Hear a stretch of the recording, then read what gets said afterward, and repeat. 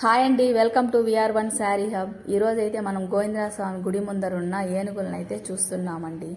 అలాగే ఉత్తరం వైపు మెట్లెక్కి మాడా వీధి గుండా వెళ్ళామంటే ఇక్కడ శ్రీ లక్ష్మీ నారాయణ స్వామి గుడి అయితే వస్తుందండి. ఇక్కడైతే పార్కింగ్కి చాలా ప్లేస్ అయితే ఉంటుంది. శ్రీ లక్ష్మీ నారాయణ స్వామి గుడి అయితే ఇదేనండి. ఈ గుడిలో శ్రీ లక్ష్మీ నారాయణ స్వామి చాలా ప్రశాంతంగా తేజోవంతంగా ఉంటారు.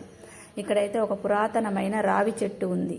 ఈ చెట్టు చుట్టూ ప్రదక్షిణాలు చేసి దీపం వెలిగిస్తే పెళ్లి కాని వాళ్ళకి త్వరగా పెళ్లి అవుతుందని ఇక్కడ మా తిరుపతి వాళ్ళ గుడి. ఈ గుడి వెనుక భాగంలో అయితే పూల తోట ఉంటుంది. ఈ పూలని శ్రీ స్వామివారికి అయితే ఉపయోగిస్తారండి. అలాగే ఇక్కడ శ్రీ ఆంజనేయ స్వామిని అయితే చూడవచ్చు. ఈ గుడి పైన గోపురం దగ్గర శ్రీ లక్ష్మీ నరసింహస్వామిని అయితే చూడవచ్చు.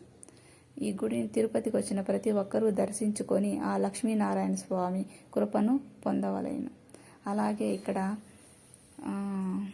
ఈ గుడి వాతావరణం చాలా ప్రశాంతంగా ఉంటుంది. ఈ వీడియో కనుక మీకు నచ్చినట్లయితే సబ్స్క్రైబ్ చేసుకోండి. సబ్స్క్రైబ్ చేసుకోవడం వల్ల మరింత వీడియోలు చేయడానికి నాకైతే ఇంట్రెస్ట్ కలుగుతుంది. Thank you.